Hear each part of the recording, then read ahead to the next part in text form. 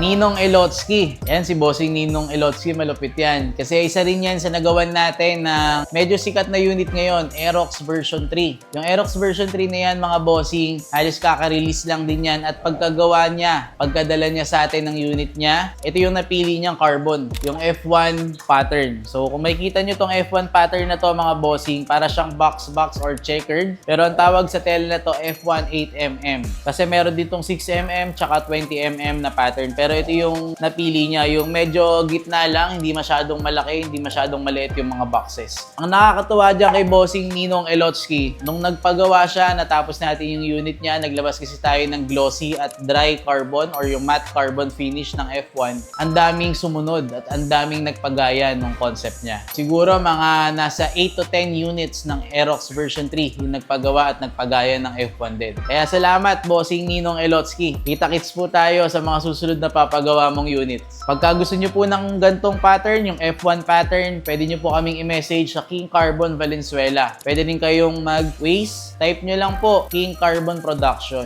para makakita kayo ng iba't ibang klase ng patterns na pwede nyo pong pagawa sa mga unit nyo. Mapamotor man, sasakyan, o helicopter, pwede po yan. Salamat po.